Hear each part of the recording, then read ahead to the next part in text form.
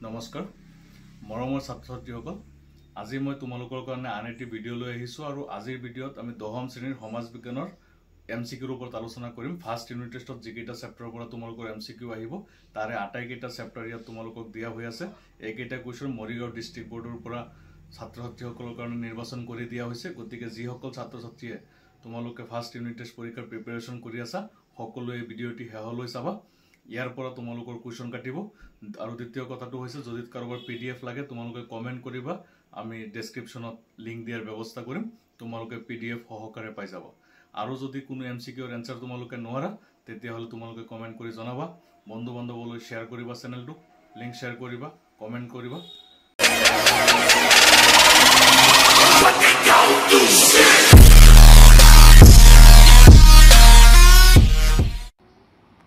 আজি আমি প্ৰথমে আলোচনা কৰিম ইতিহাস খণ্ডৰ বংগ বিভাজন আৰু স্বদেশী আন্দোলন এই চেপ্টাৰটিৰ পৰা ইয়াৰ পৰা তোমালোকক 20টাকে প্ৰশ্ন বাছি দিয়া হৈ আছে আৰু লগত উত্তৰো আছে তোমালোক সকলোৱে ভিডিঅ'টি শেষলৈ চাবা আৰু ইয়াৰ উত্তৰকেইটা তোমালোক সকলোৱে শিকিবা ফাৰ্ষ্ট ইউনিট টেষ্টত তোমালোকৰ পৰীক্ষাত কমন পৰিবই গতিকে কোনেও ইগনোৰ নকৰিবা শেষলৈ চাবা বেছি দীঘলীয়া ভিডিঅ' নহয় প্ৰত্যেকটা চেপ্টাৰত এটা এটাকে দিয়া হ'ব তোমালোকে ভিডিঅ'টি চাবা বন্ধু বান্ধৱলৈ শেয়াৰ কৰিবা এতিয়া চোৱা ফাৰ্ষ্ট কুৱেশ্যনটো হৈছে সৰ্বভাৰতীয় পৰ্যায়ৰ প্ৰথমটো সক্ৰিয় জাতীয় সংগ্ৰাম কি আছিল ক স্বদেশী আন্দোলন খ বংগ ভংগ আন্দোলন গ ভাৰত ত্যাগ আন্দোলন ঘ অসহযোগ আন্দোলন ইয়াৰ শুদ্ধ উত্তৰ হৈছে অপচন খ বংগ ভংগ আন্দোলন Question number 2 বংগ বিভাজন ভাৰতীয় ৰাজনৈতিক ইতিহাসৰ দ্বিতীয়টো উল্লেখনীয় ঘটনা প্ৰথমটো ঘটনা কি অপচন ক সিপাহী বিদ্ৰোহ খ মোৱামৰীয়া বিদ্ৰোহ গ কৃষক বিদ্ৰোহ ঘ ওপৰৰ এটাও নহয় ইয়াৰ শুদ্ধ অপচন হৈছে ক সিপাহী বিদ্ৰোহ Question number 3 কিমান চনত অসম নামৰ প্ৰদেশখন গঠন কৰা হৈছিল ক 1874 খ্ৰীষ্টাব্দৰ 7 ছেপ্টেম্বৰ খ 1874 খ্ৰীষ্টাব্দৰ 7 অক্টোবৰ গ 1874 খ্ৰীষ্টাব্দৰ 7 জানুৱাৰী ঘ 1874 খ্ৰীষ্টাব্দৰ 7 ফেব্ৰুৱাৰী ইয়াৰ শুদ্ধ অপচন হৈছে অপচন ঘ 1874 খ্ৰীষ্টাব্দৰ 7 ফেব্ৰুৱাৰী Question number 4 পূৰ্ববংগ আৰু অসম নামৰ প্ৰদেশখনৰ ৰাজধানী স্থাপন কৰা হৈছিল ক শিলঙত খ গুৱাহাটীত গ ঢাকাত ঘ এটাও নহয় ইয়াৰ শুদ্ধ অপচনটো হৈছে গ ঢাকাত Question number 5 তলৰ উক্তিটো কাৰ ঐক্যবদ্ধ বংগ এটা বৃহৎ শক্তি দ্বিখণ্ডিত কৰণেৰে বৃহৎ বংগ শক্তিক ভাঙি চিঙি চুৰমাৰ কৰিব অপচন ক হাৰ্বাৰ্ট ৰিজলি খ মহাত্মা গান্ধী গ সুভাষ চন্দ্ৰ বসু ঘ লৰ্ড কাৰ্জন ইয়াৰ শুদ্ধ অপচন হৈছে ক হাৰ্বাৰ্ট ৰিজলি Question number 6 ইংলেণ্ডৰ চৰকাৰে নিয়ন্ত্ৰণকাৰী আইন প্ৰৱৰ্তন কৰে অপচন ক 1771 খ্ৰীষ্টাব্দত খ 1772 খ্ৰীষ্টাব্দত গ 1773 খ্ৰীষ্টাব্দত ঘ 1774 খ্ৰীষ্টাব্দত ইয়াৰ শুদ্ধ অপচনটো হৈছে গ 1773 খ্ৰীষ্টাব্দত Question number 7 কিমান তাৰিখে জাতীয় শোক দিৱস পালন কৰা হৈছিল ক 16 অক্টোবৰ খ 17 অক্টোবৰ গ 18 অক্টোবৰ ঘ 19 অক্টোবৰ ইয়াৰ শুদ্ধ অপচন হৈছে ক 16 October Question number 8 Margaret Elizabeth নোবেলৰ আন এটা নাম ক সৰোজিনী নাইডু খ কনকলতা গ ভগিনী নিবেদিতা ঘ ওপৰৰ এটাও নহয় ইয়াৰ শুদ্ধ অপচনটো হৈছে গ ভগিনী নিবেদিতা Question number 9 লৰ্ড কাৰ্জনৰ পিছত তেখেতৰ পদত কাক অধিষ্ঠিত কৰা হৈছিল ক লৰ্ড মিণ্টো খ লৰ্ড উইলিয়াম মেণ্টিং গ মাৰ্ল মিণ্টো ঘ লৰ্ড নেথানিয়েল ইয়াৰ শুদ্ধ উত্তৰটো হৈছে ক লৰ্ড মিণ্টু। কুৱেশ্যন নম্বৰ 10 বাঙালীৰ প্ৰাণ বাঙালীৰ মন এক হওক হে ভগৱান গীতটি কোনে ৰচনা কৰিছিল? ক জ্যোতিপ্ৰসাদ আগৰৱালাই, খ বিষ্ণুপ্ৰসাদ ৰাভাই, গ ৰবীন্দ্ৰনাথ ঠাকুৰ, ঘ ভূপেন হাজৰিকা। ইয়াৰ শুদ্ধ অপশ্যন হৈছে গ ৰবীন্দ্ৰনাথ ঠাকুৰ।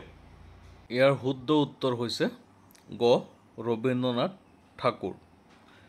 11 নম্বৰ লালবাল পাল বুলি কাক কোৱা হয়?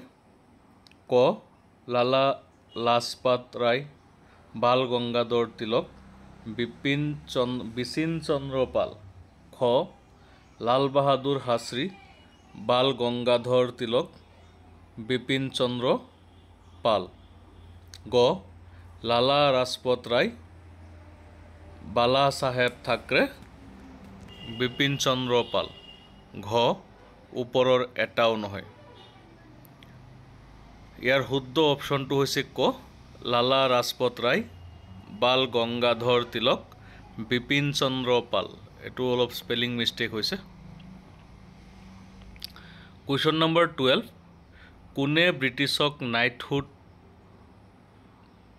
উপাধিটো পোনপ্ৰথমে উভতাই দিছিল?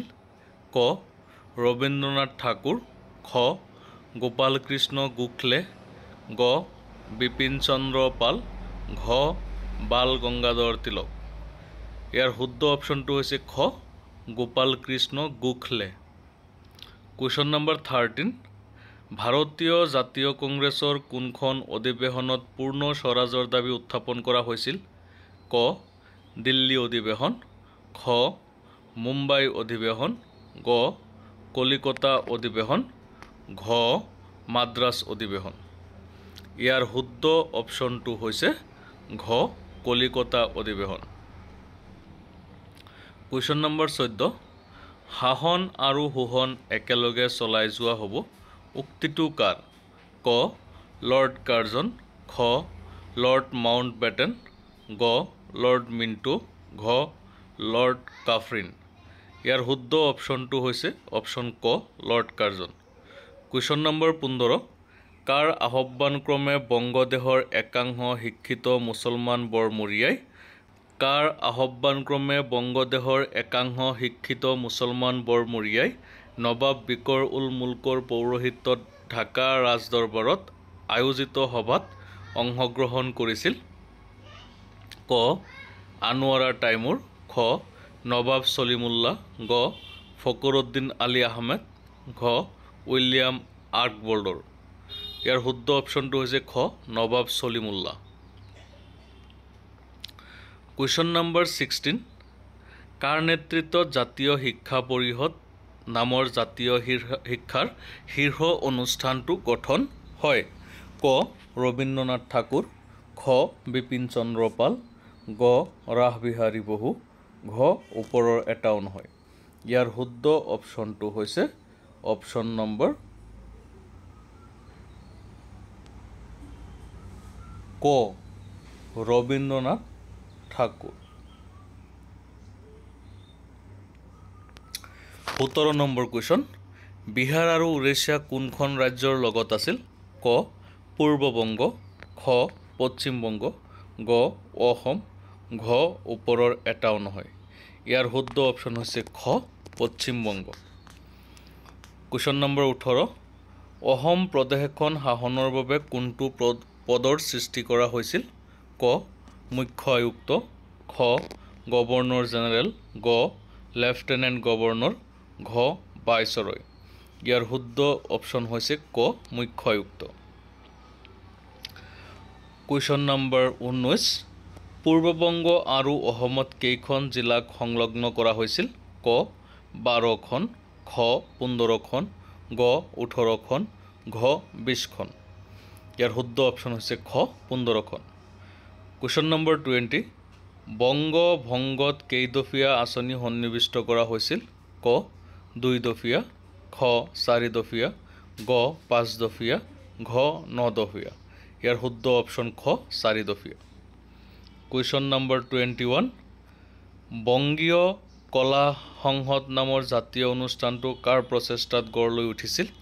অপশ্যন ক অৱনীন্দ্ৰনাথ ঠাকুৰ, খ গিৰীশ ঘোষ, গ ক্ষীৰোদপ্ৰসাদ, ঘ ৰবীন্দ্ৰনাথ ঠাকুৰ। ইয়াৰ শুদ্ধ অপশ্যন ক অৱনীন্দ্ৰনাথ ঠাকুৰ।